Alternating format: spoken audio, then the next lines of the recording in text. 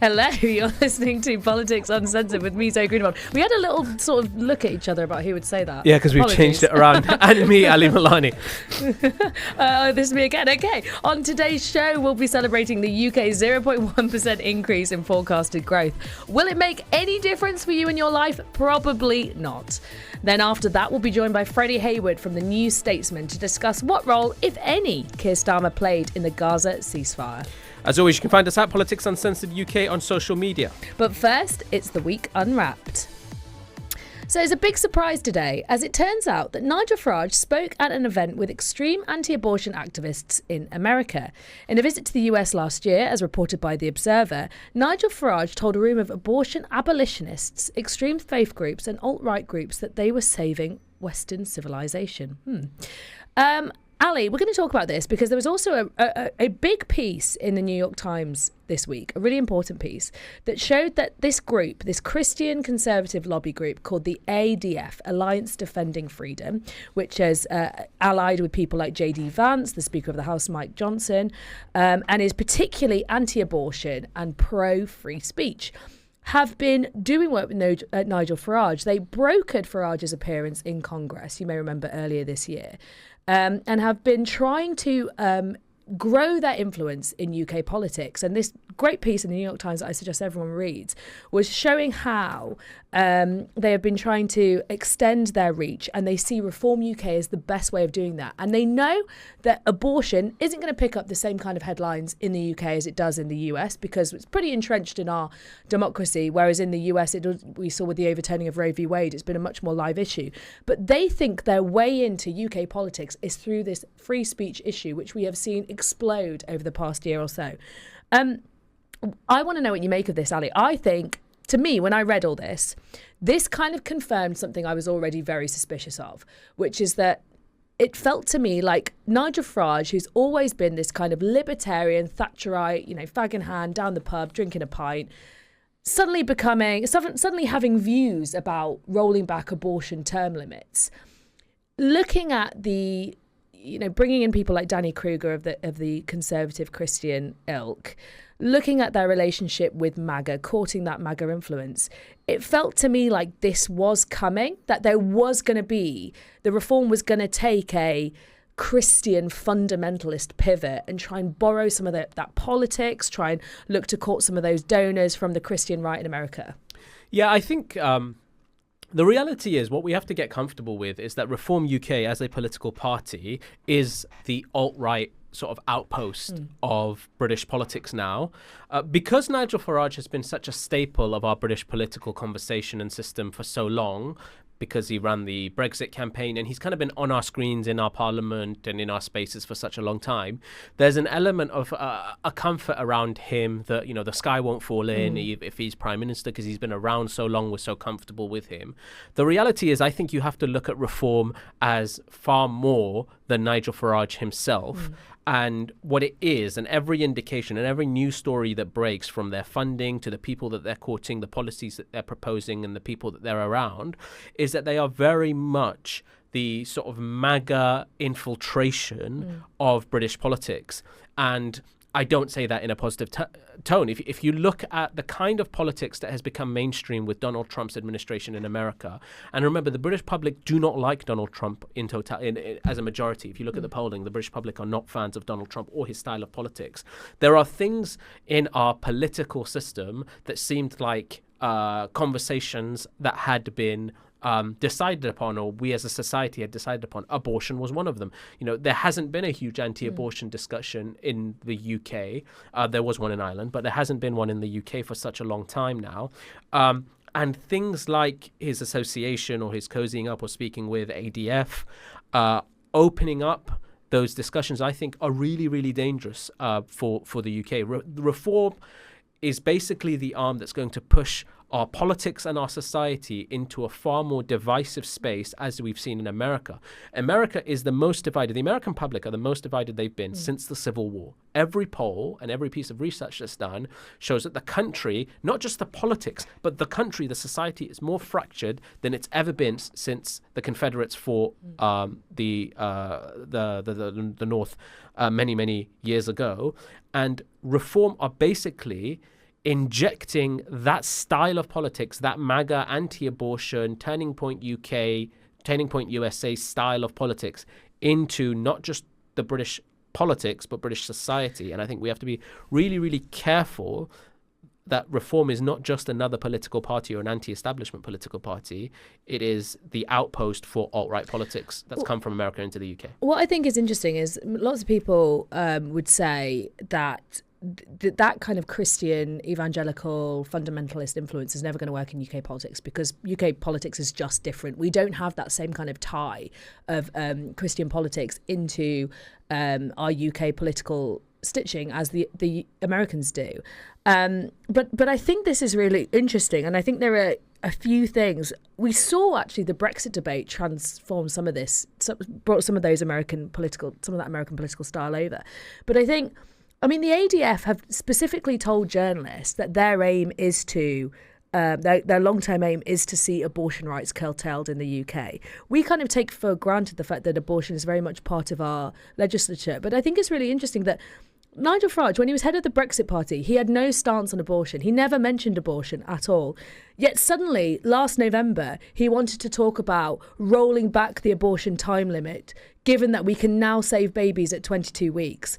And then by May this year, he called the current limit absolutely ludicrous. Why did Nigel Farage have a sudden change of heart? Is it to do with the fact that Reform is looking across the pond, looking at where the money goes, looking at how Donald Trump was propelled into power by getting into bed with people who supported overturning Roe v. Wade and thinking, we could probably do with some of that money? I think that is very frightening. You know, this is also, Nigel Farage wants to repeal the ECHR. He wants to look at what rights we have here in the UK and transpose them into UK law. I do not trust Nigel Farage to, and I've said this before, to ensure that me as a woman, my hard fought for rights and things like abortion, fair treatment, freedom from harassment at work would be ingrained in a new Bill of Rights in the UK. And I think we really need to worry about that. And people say, oh, you're not going to see that political culture transcribed over here to the UK. There are different things like social media. We already have, by the way. We had 150,000 people in central London. And Elon Musk. Who said violence is coming to us, and if we don't, we have to fight back. If you see, there's been hundreds of Vox Pops done. Some of the extreme... And by the way, you know, often the conversation around extremism and religion is centered around what people call Islamist, even though they don't know what that term means. This sort of radical, extreme, evangelical politics that has completely engulfed America and they're trying to inject into British politics should be one that we talk about also. Because, you know, a lot of the conversation of the far right now seems to be that this is a Christian country and we need to maintain its Christianity. By the way, ignoring the fact that the mainstream Christianity teaches love thy neighbor and pray in private and things like that. It's completely the opposite of that. And, Nigel Farage seems to be sort of following that tune. I think this is also why we all need to be very sceptical of the right seizing on freedom of speech as if they suddenly really care about it, because the ADF have explicitly said that they see freedom of speech as an issue as part of their inroads into UK political culture. They genuinely feel there is a freedom of speech crisis. And there are some things I think we can all agree. For example, the prescription of Palestine action. That to me feels like an attack on free speech. People might also have questions about whether prison sentences for certain crimes are proportionate compared to others. I think, those are reasonable discussions to be had, but I would be very careful about people talking about the freedom for people to protest abortion inside the abortion buffer zones, which is something the ADF have explicitly represented clients on, and is something you increasingly see the right, they'll interchange freedom of expression, freedom of speech with people inside abortion buffer zones protesting. And I think that's when we have to think, is this more sinister? Is this creeping Christian fundamentalist influence in our politics? Yeah, what I would warn people listening and watching is look at where politics and societal conversation is in America as it pertains. Things like ICE and the racial tensions that exist. Things like the abortion discussions that are happening, the attacks on abortion rights that are happening, the attacks on free speech, actually. Look at the way that Trump deals with his media, both mainstream and non-mainstream.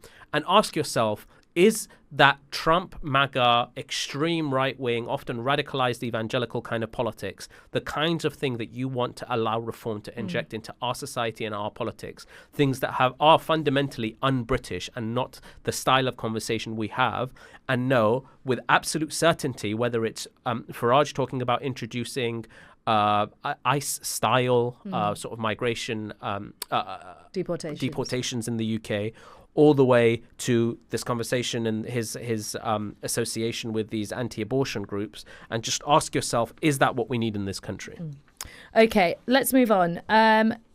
Some good news, potentially, for once. In a time where Labour leaders desperately need a win, and London, we know, has been in the firing line of visiting world leaders, the capital can report it's had its lowest murder rate this year since record began. Ali, what will Rupert Lowe yell about now? Ladies and gentlemen, friends and colleagues, this is what Sharia law in London does for you. It has reduced murders in London to record lows. So for all of the shouting as to why we are, from Elon Musk to Donald Trump asking, Sharia law being brought into London, well, you can thank Sharia law for the lowest murder rate. That's okay. At this point, I have to mention that I was being sarcastic and joking. This isn't as a result of Sharia law. There is no Sharia law in London. Look, I think what this does is, and I've spoken about it on this show, there seems to be a general consensus in our politics that London is this hellscape, lawless land where certain sections are like Muslim no-go zone, other certain sections, if you step out of the tube, the moment your toe hits the pavement, you're either punched in the face, stabbed in the arse, or your phone is nicked off of you. And the reality is that is not true. London is still a vibrant, exciting, wonderful city to live in. It's just far too expensive, and the cost of living crisis drives people out. Do we have problems with I guess crime? Of course we do. Every city does. But you would think that the headline today would be that murder is at record levels in London, and that's just not the case. There is a political advantage and political momentum around presenting our capital city, what I think is the greatest city in the world, as hell on earth, and that is just not true. And it's largely done by people like Rupert Lowe, who aren't from here and who should go back to where they came from. I am going to say something that's probably tempting fate. What? I walk around with my phone out in front of my face all the time. I just stroll around.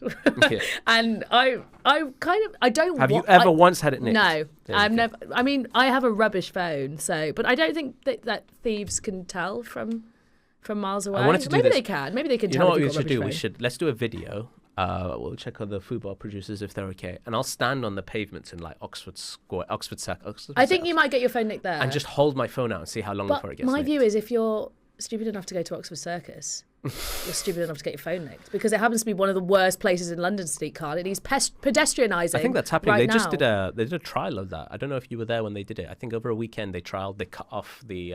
I think bikes can still come in, but they cut off the... They just need to pedestrianise the whole thing. But look, okay, this is obviously good news. And the thing I love about Sadiq Khan is that he keeps proving the haters wrong. Everybody hates ULEZ and, lowering emissions. And actually, there's proof now, objective proof, that it is actually making the London population a lot healthier, that the clean air lowering of emissions is working and people are breathing cleaner air and feeling healthier, and it has reduced admissions related to dirty air in London hospitals. And now you can see that the homicide rate is decreasing in London, despite the fact that Donald Trump said we've got Sharia law, they've got a terrible, terrible, terrible mayor, it's all changed, it's so radicalised, the police are afraid for their own lives. Actually, there are parts of London, boroughs of London, where crime is decreasing. Islington, which I think is where we are right now, is one of them. So keep doing you, Sadiq. Do you know, does it also give you an indication as to how detached sometimes conversations are from facts? Because if you asked, I was in Parliament today, and I reckon if I asked 50% of the people in that room, they would have guessed that murder rates are at record levels in London. But the truth doesn't really... What was that? That's that old saying? Never let the truth get in the way of a good story. And that seems to be the case. Do we know why it's down? No. No. Do you know why it's down? Well, I'm looking at knife crime. Ali, it's down because of Sadiq Khan. And Sharia law. Yes. Yeah. That's why it's down. Take that. I'm sure it's probably down because, because of the police. The police are doing stuff. Because knife crime is up. Down. Is up 9%, and I just wonder if the knives are less effective. I think generally probably murder is down. Yeah. Because it's a lot harder to get away with murder now. Do you think? Probably. Yes, I would assume so. With technology and everything. I'm no God, we're really. I have no experience. Anyway, should we move on? Yeah, I just wanted to point out one of Rupert Lowe's exes. Walker. When you said exes, I was like, no, not that kind of ex. What kind of information do you have? An ex-post. He said, walking around London, almost anywhere, aggressive foreign men shouting, begging, spitting, drinking, harassing. It is grim. What has happened to our capital city? How has this been allowed to happen? We need mass deportations now.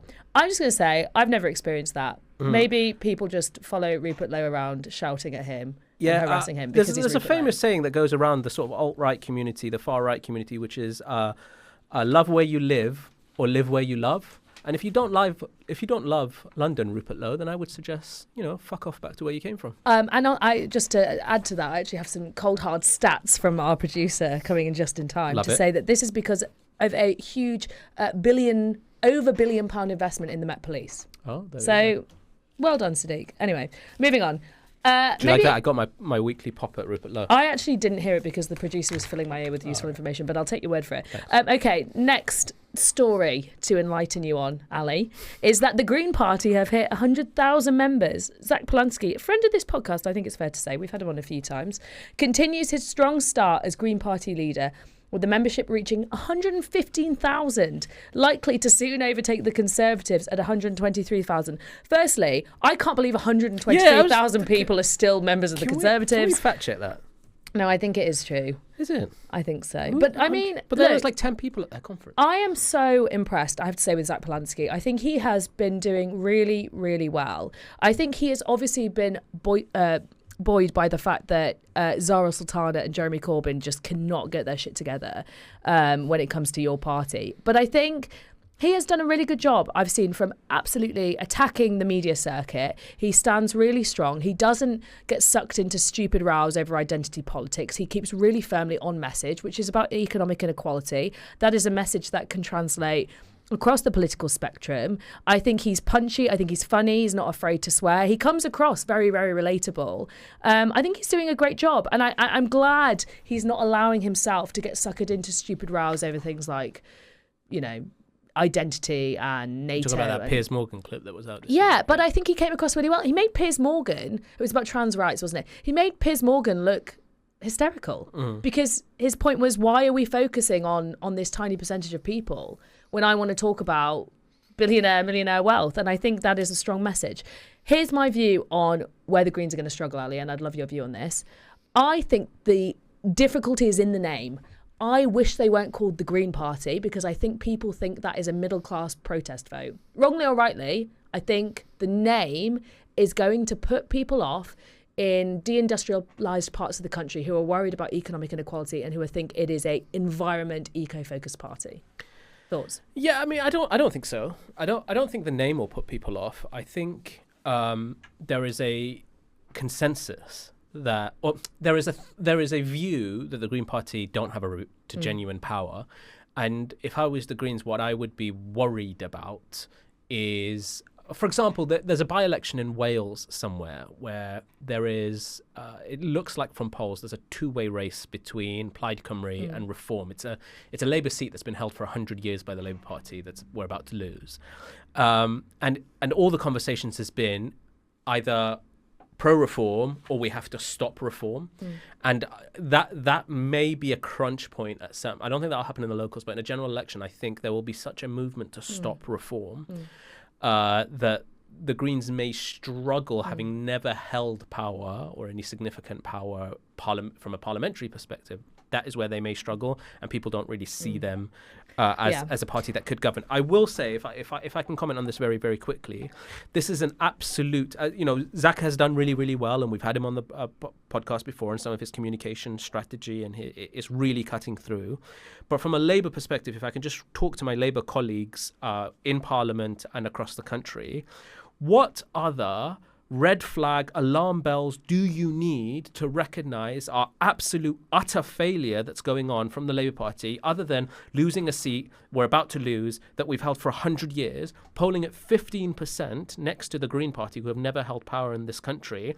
It is so obvious to me and anyone with an IQ in double digits that we're losing votes to the left and seats to the right, that this continuous chasing reform and dancing to the tune of Nigel Farage is not working. So for MPs listening, I don't know what you want. You all want to lose your seats before you realise that this strategy does not work. And what it's going to lead to is us losing hundreds of thousands, if not millions of votes to the Greens, and seat upon seat upon seat to a Reform Party, and will bring an extremist government into this country as a result of the utter failures of the Labour Party. Okie doke. That was my rant. That's it for the week unwrapped. No, that's. I thought you were going to end the show there. That's it. That's it. We're packing up. Okay, coming up next, growth is going up, but will it make any difference for you and your life? The UK has been projected to have the second highest growth in the G7, but that probably won't make any change to your pocket. UK inflation rate is still at 3.8%. Food costs continue to rise steeply. Job openings are dropping, and unemployment is rising. But don't worry, thanks to the triple lock, pensions will grow by 4.8%. Ali, is this sustainable? No. You know what? Let's talk a little bit about the welfare bill. Because, so, pretty much since we've had, maybe a bit longer, but since we've had the COVID backlash, let's call it, on the economy, the sort of the financial holes that we have found ourselves post-COVID, there has been a sustained campaign in sort of public consciousness and conversations in our politics to say that the welfare bill that the government pays is unsustainable. It's growing at a rate that we can't continue. And if we're going to maintain a welfare state, that we have to cut, basically, the amount that we're spending on welfare. And this has been linked directly to things like universal credit, people on benefits, job seekers, disability. That's been the sort of cut. But that's not it, is it, Zoe? Where is the majority of welfare payments going? So most of this is in the big pension bill, because obviously pensions are part of how we count welfare. And there was a great piece by Chris Giles in the FT today that pointed out that we shouldn't panic about the welfare system, because actually projected total welfare payments are around 11% of national income a year. That's lower than when David Cameron was Prime Minister, even though there are more pensioners. The 6.5 million people claiming out of work benefits, which is the number the Department for Work and Pensions keeps citing when it talks about wanting to cut welfare, he says is almost entirely a product of counting the same stuff differently. A higher state pension age lowers overall welfare costs, but also increases the number of non-pensioners claiming sickness benefits who would otherwise be on the state pension. So this is just stuff popping up in different places. They're not claiming their pension, but they're claiming sickness benefits instead because they're getting older and they can't work unsupported. Also, all the sort of previous welfare payments being abolished and put into universal credit, that is counted as an out-of-work benefit by the Department for Work and Pensions, even though a third of people on universal credit are in work. What is causing this big rise in welfare spending is the triple lock, because, as we know, that means that the state pension goes up higher than or as high as whatever's the highest amongst, is it 2.5% wages or inflation? And in the UK, the wages are up 4.8% or 4.7%? The wages are up 4.8%, which means that the UK state pension is also going to rise to 4.8% this year. Basically, the triple lock is increasingly unaffordable because we have an ageing population. We have more and more elderly people who need it. Yes, we're putting the state pension age up, but it still means that costs are going up. And if you have a year where inflation outpaces wages, or 2.5% outpaces wages, you have a group of people collecting less in their pay packet but having to put more in for the pension bill because the pension bill is higher. So it's not a particularly sustainable instrument we have. Unfortunately, pensioners, you don't touch pensioners in the UK political system because they are the largest voting bloc. They have the highest accumulation of wealth and assets. We saw what happened with the winter fuel payment, for example. There are many reasons why that was handled terribly badly, but you can see exactly what happens if you try and take money, welfare away from pensioners. Well, if we compare the way that the winter fuel allowance was dealt with compared to the two-child policy cap, which is supposedly one of the single biggest drivers of child poverty in this country, or could be one of the single biggest alleviators of child poverty in this country, you can see how quickly the winter fuel allowance was U-turned on, and we still there are rumours that the two-child policy will be scrapped in the upcoming budget, but there's still nothing that has been officially announced. At the risk of this segment turning into Zoe versus pensioners, which I think should be a weekly segment, by the way. Should be a weekly segment, I agree, with its own graphics and intro music. If you're an 18-year-old versus a 71-year-old, the amount of energy, resources, and political priorities, I guess, that the state sort of throw at you is completely unequal. Absolutely. I think this is really key. I think there are many reasons why it's very, very difficult to be a young person in the UK today. If you look at the sort of support our parents' parents had, there were for example, they didn't have huge tuition fees. They had much more affordable housing.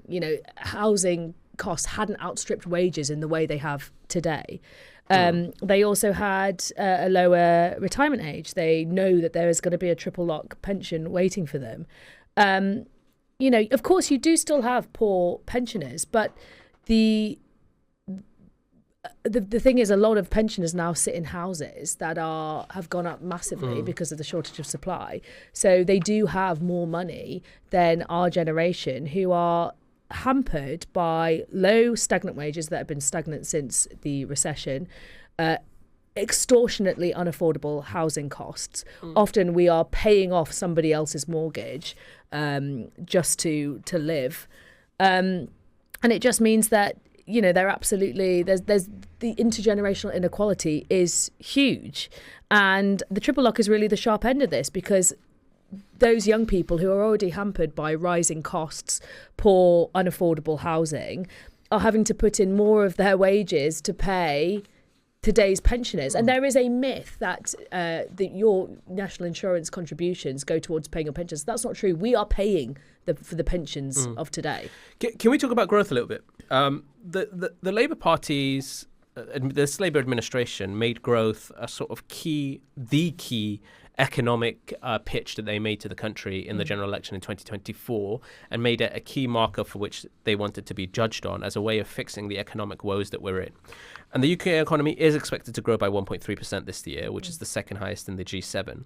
But often we talk about how little this growth is felt by ordinary folk around the country, and why that hasn't fixed the economic woes. And let's just talk about that. So while we've got a 1.3% increase in growth in the economy, which is the second highest in the G7, inflation is at 3.4%, which is also the highest in the G7. Food inflation is rising to 5.2%, which is really killing people in terms of the cost of living, of being able to afford food. The unemployment rate has risen to 4.8% in September. The number of vacancies in the UK, job vacancies, fell by 9,000, the 39th consecutive period of job posting declines. Rents are 2.8% higher over 12 months to April 2024. So rent increases have slowed down slightly compared to the 6.4%, but they're still growing after extreme increases in recent years. So even though the economy is growing by 1.3%, wages are up but not being felt. Inflation is up, including food inflation. Unemployment is up and job vacancies are down, and rents are higher following years and years of extreme rises. And again, how much of a failure is this growth strategy when it's not being felt by other people? All of this is more likely to disproportionately affect young people as well. Young people are more likely to be renters. The unemployment rate, when you look at those vacancies, they're mostly they're mostly felt by young people who are struggling to get entry-level jobs and who are struggling to get part-time work as well. There's also the concerns about artificial intelligence squeezing the job market as more vacancies fall. Yes, absolutely. All of this is going to be felt by voters. Nobody's going to be shielded by increasing energy bills or food prices. This is, it is a problem, and you can search for this kind of elusive growth. But really, is any of that going to make a difference if food prices are going up, wages are, staying pretty much Doesn't it stagnant. They're feel not like- keeping pace with rents. Doesn't it feel like to you we've stopped talking about the cost of living crisis? That really worries me, especially ahead of Christmas coming, which is always the biggest crunch financially in the year. Food prices going up, unemployment going up, job vacancies going down, rent going up with Christmas coming. How do you not lose all faith in the political system when then you switch on your TV and you've got politicians jumping up and down celebrating growth, which you don't feel? Especially if we're going to see tax rises in the budget. Yeah. Doom and gloom. Lots of doom and gloom. Okie doke. We are going to take a break and then we're going to come back and we'll be joined by US correspondent for the New Statesman, Freddie Hayward, to discuss the UK's role, if any, in the Gaza ceasefire deal. Joining us now down the line is Freddie Hayward, the US correspondent for the New Statesman, who wrote their magazine's cover story this week on the Brits who helped broker the deal in Gaza. Freddie, hello. Thanks for joining us. How are we doing? A simple question to you to kick us off. Did Keir Starmer get us this ceasefire in Gaza? Definitely not. Everyone I spoke to for this cover story spoke about Trump first, spoke about the Gulf states, maybe even spoke about Jonathan Powell, the National Security Advisor, and definitely Tony Blair. They did not speak about Keir Starmer. I mean, the broader piece is about how these individuals conduct foreign policy in a way that's much more effective, much more prominent than the traditional institutions like the Foreign Office, like the State Department. So it's a new world where you can have a private citizen like Tony Blair, who has essentially set up a shadow Foreign Office through the Tony Blair Institute, and he has more influence over what goes on in the Middle East and what goes on in the White House than our Prime Minister or our Foreign Office. Yeah, you spoke about Jonathan Powell and obviously Tony Blair as well as kind of running British foreign policy from the sidelines. Did you think we should be impressed or should we be worried about the fact that personal influence now seems to trump those global institutions that used to be so revered when it comes to diplomacy? Yeah, we should be worried. I mean, what is going on here is that you have unelected individuals with much greater power than democratic governments. So on one level, actually some people responded to the piece and saying, on one level, it's great that we're in the room and we have some influence, because otherwise we'd have none. But the counter to that is, well, why on earth do we want Tony Blair, who doesn't have a formal role in the government at all and can't be held accountable by anyone, to be running British foreign policy? Or at least he's a Briton or a Brit who has a huge amount of influence within the White House. So that's the new world in which we live. And the sort of theme of the piece is about how Trump is the emperor that sits above this. People court his influence, his favor. They trying to avoid his wrath, and he focuses on the personal relationships. And he also has no reluctance about combining business and politics. And that, again, that fits in with what Tony Blair does. That's one line I have, which is a little bit tongue-in-cheek, but I think it points to a broader argument about how the Gaza peace plan is in many ways like a PFI for the modern age. It's a reliance on private capital to try and rebuild this war-torn and destroyed area, rather than relying on a democratic system or trying to set up the frameworks that would allow Palestinians or whoever it might be, this is just an example, to do it themselves. Freddie, can I ask you, Ambassador Mike Huckabee, who is the American ambassador to Israel, tweeted in response to Bridget Phillipson, the education secretary, saying we've played a key role behind the scenes in shaping this, calling her delusional. And then Steve Witkoff had to come in with a tweet essentially thanking Britain for the role that they played in the ceasefire, which very much felt to me like that WhatsApp message you send your mate saying, do you mind tweeting something like thanking me for being there? Right. How worried are the government, do you think, Keir Starmer, that he's not going to get any of the political plaudits for this deal? And is that fracturing any relationships with Tony Blair, who is getting a lot of the plaudits for the deal? Well, the people I've spoken to say that Tony's not really involved with the government at all. He's doing his own thing, and I'm sure that is annoying some people in the Foreign Office. It's interesting that Huckabee said the UK, i.e. the government, aren't that involved. Witkoff did not say, the government actually have been heavily involved. He said specifically Jonathan Powell has been involved, not the Foreign Secretary, not the Prime Minister, not the Foreign Office in general, not the institutions that have been set up to do this sort of thing, but an individual who is very happy operating in these slightly opaque areas where he can resolve conflicts in an informal manner. So that's the key thing. I remember someone from the administration telling me months ago that they thought Jonathan Powell was running British foreign policy, even before the Gaza deal was on the horizon. Similarly, someone like Varun Chandra, the number 10's business advisor, he essentially ran the US-UK trade negotiations. It was not Jonathan Reynolds, the trade secretary. He was completely irrelevant. Many Americans didn't even know who he was. It was Varun Chandra who was coming out every single week and meeting Howard Lutnick and others and striking that deal. Can I ask a follow-up question about Tony Blair? He's perhaps one of the most unpopular men in the Middle East. We've had some of these Gulf states and Arab states very publicly raise concerns about his role, not so much in the ceasefire, but any future peace plan in Gaza, given his unpopularity. And he has financial interest in the region, having done consultancy work, I believe, allegedly for the Saudis. Is there a question about conflict of interest and credibility with Tony Blair? I think there always is, isn't there? I mean, that's a bit of a given with Tony Blair, but Trump doesn't seem to care about that. Oh, he doesn't? Okay, that's interesting. At least he doesn't care about it until the Gulf states say something. Because remember that the other key figure in this was Jared Kushner, Trump's son-in-law, who again does not have a formal role in the US government, and also once he left the White House after the first term, set up a private equity-esque firm called Affinity Partners, which was mostly funded by Saudi Arabia and other Gulf states.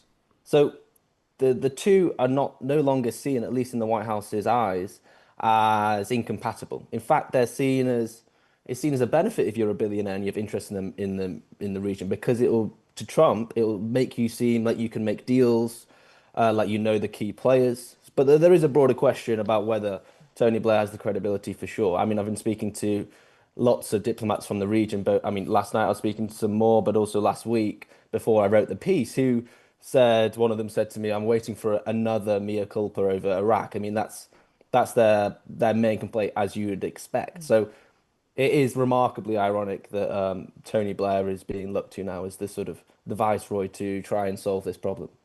I thought your piece was super interesting. I noticed that it was kind of entirely populated by male actors, and I wondered if you think that is just a representation of foreign policy today, or is it something very specific about Trump's White House and the sort of people he surrounds himself with?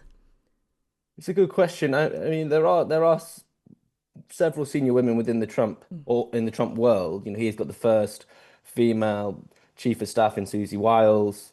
Kristi Noem. There are lots of people, particularly in the domestic sphere. Are there many people in the foreign policy sphere? I'm trying to think now. Not many. I mean, it tends to be quite male dominated anyway. I just wondered if you felt it was particularly male dominated around Donald Trump. Maybe, I don't know. And it's there aren't many female leaders in the Middle East either, are there? So no, I don't know. I mean, well, I do know. I mean, there aren't that many. No.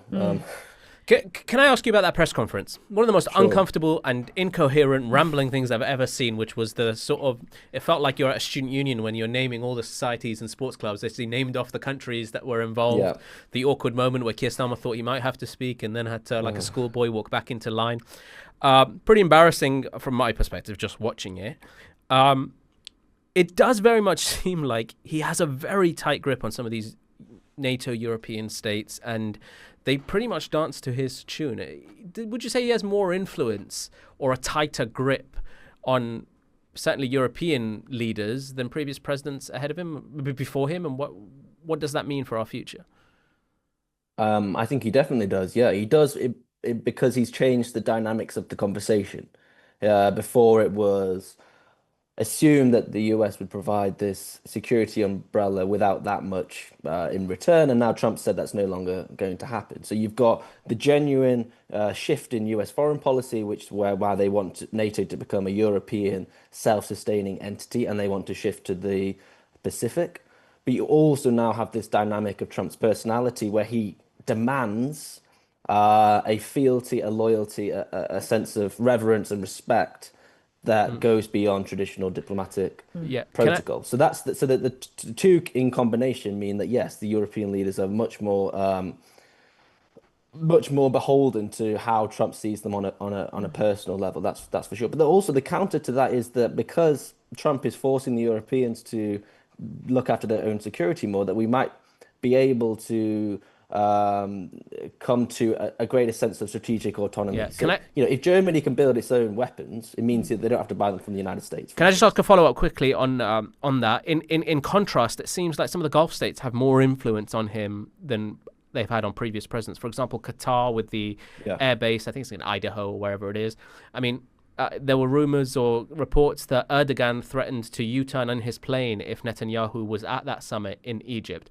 Does it feel like some of these Gulf states do have more influence and more of his ear than previous presidents?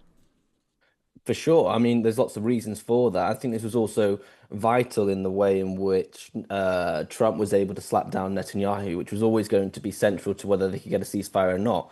Erdogan, for instance, in Turkey, he is a key opponent of Israel, but Trump doesn't care. He likes Erdogan on a personal level. He's said that multiple times. With the Gulf states, he obviously, I think, sees himself in the monarchies there with their disdain for democracy, their gold decor, their huge sort of dynastic families that run their governments. That's quite a Trumpian model. So I think that they've got a lot in common. And yes, that has been key to the securing of the peace deal too. Freddie, you talked about how the Israelis have been comparing Donald Trump to Cyrus the Great. Look, I'm not a classicist, so I might butcher some of this pronunciation, but so Cyrus the Great was a Persian king who freed the Jews from Babylon. Yeah. You say that he was hubristic and fickle. After conquering Babylon, he met his death when he blundered into battle with the Massagetans? Yeah. I like the comparison. There's a kind of suggestion there that this might work for Trump for now, but it's probably not a long-term solution. Is it quite risky that he is so kind of focused on individual characters? I mean, we saw it a little bit with his relationship with Elon Musk, that keeping that person on side, sometimes it comes back to bite you. Do you see risks for Trump with his approach? I mean, that there are risks, of course, but at the moment he's in his an element. He's at the height of his powers. The broader point, with a bit of Herodotus to end the piece, is that the pride, the hubris that Trump is adopting will inevitably create some nemesis in the classic Greek tragic circle, and that will lead to his downfall. I was just throwing that in there to just point out that the certainty that Trump was bringing to this ceasefire, for instance, was not going to solve the broader problems, the foundational fractures within Israel and Palestine. And we've seen that already. I mean, that's why the ceasefire deal is so precarious. I mean, I was speaking to these Middle East diplomats over the past week or so, and they were constantly saying that it was going to break down way before Monday and way before the press conference. So that's part of it. I mean, he can hail his own deal-making prowess, and he obviously does have more so than Biden. That's for sure. But yeah, there are risks here that will come to bear in the future. Yeah, and that fragility of that ceasefire is being tested now because the Israelis have fired on Palestinian civilians and they haven't opened the aid border yet because they've said that all the bodies haven't been returned. So that's really, really fragile. Freddie, are you in Washington right now? I am indeed. Yes, I am indeed. I want to ask you a question a little bit about while you're there. Is this having much success for Trump at a domestic level? Because Keir Starmer seems to love these international trips, and it's not really helping him domestically here. He's stuck on 15%, according to a new poll. Yeah, I mean, I don't think so. Do people care in America? I think certain groups care, and this is another foreign policy success for Trump, and I think certain Democrats have even praised him for it. But in the broader scheme of his 8 months or 9 months in office now, it's not that important. What we're really seeing at home is that Trump is essentially a warmonger on the domestic front and a peacemaker abroad. We've still got troops on the streets of Washington outside. The government's in shutdown, which is the dominant story at the moment. Trump's threatening to go into other cities. We've also got a CIA and special forces build up outside of Venezuela.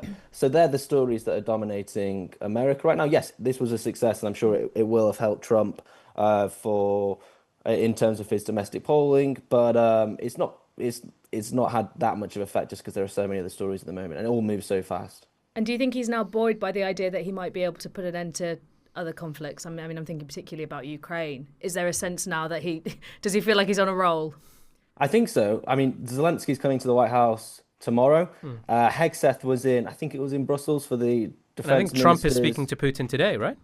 Right now, I think. Right. He just sent out a true social saying, I am currently on the phone with Putin. So let's a bit disrespectful. Put the phone down, mate. Well, yeah. Anyway, hang on. I'm just going to tweet currently on the phone to Freddie. No phones at the table. And Hegseth has essentially said that the US will do whatever it takes to get a peace deal. So the rhetoric has definitely changed. Remember, Hegseth was the one that tried to prevent aid from going to Ukraine, and then Trump eventually overturned him. So Trump's perspective on Ukraine has also changed, and I think they'll be wanting to press ahead. Well, that's what it seems like in the past few days. So definitely. Ali, one more question for the road. Yeah, I want to know a little bit more about the whether you've spoken to any diplomats on the Israeli side. Because Trump has hailed this as a victory, but there's a huge contingent of the Israeli political scene that see this as a humiliation for Netanyahu. Is any of that playing out, or is this mostly seen as a success because the hostages have been released, or at least the alive ones? To be frank, I've not spoken to. I didn't speak to Israelis for the story. I mean, it seems that when Ben-Gvir and Smotrich didn't resign from the cabinet, that their opposition to it was more rhetorical than anything else. Mm-hmm. So I think the most interesting thing to look at now is how Netanyahu domestically moves forwards. That Trump called for his pardon in his speech at the Knesset, which was fascinating and it was really interesting to see at Hostage Square when the rally was held how widely Netanyahu was booed and how much Trump was cheered. Well, yeah, certain people are saying in Washington that the only way, or one of the ways in which Netanyahu was forced to the table was because the domestic support for the war was ended. Mm-hmm. And a lot of Trump's, I think, because he's been shouting so much about this deal, a lot of his reputation will be staked on this ceasefire holding up. So there'll be significant pressures, I imagine, on the Israelis to hold up their end of the bargain in this ceasefire because of the ire that will come with Trump if it breaks down now, surely. Yeah, but also, Trump has cast this as a win, done. He can go and focus on other stuff. So maybe his attention will go elsewhere and the Israelis can do what they want to do. Yeah, we'll see. We'll see. Freddie Hayward, thank you so much for joining us. That was Freddie Hayward, who is a US correspondent for the New Statesman. And that is it for Politics Uncensored today. Join us next Thursday at 5 p.m. where we unwrap the week's political talking points. You can stay up to date with the show by following at Politics Uncensored UK on social media, where you can find me at Ali Milani. And you can find me at Zoe Greenawald. But before we go, Ali... this has been... I feel like compared to the intro, we're moving a lot more coherently. Look, listeners might have realised that we don't know what the hell we're doing because it's all switched off. So should we give them some context? What's happened is basically we decided to change up the order in which we introduced the show. And we've had 2 weeks of just looking at each other with blank expressions. You think we literally get paid to read off a script. But anyway, it's hard. And we're getting this dreadfully wrong some weeks, but we'll get it right. Thank you for bearing with us, listeners. I promise next week it'll be a more professional outfit. Anyway, as we were saying, you can stay up to date. And you can, if you've missed any of today's show, you can listen back and catch up at FUBARradio.com or via the FUBAR Radio app. Download it from your app store now. See, that line's been taken away. It was my favourite line. I never knew how to deliver it. But you've gone rogue and you've done it anyway. Anyway, please download it. Please listen to us again. Thanks for listening. And we'll see you next week for another episode of Politics Uncensored.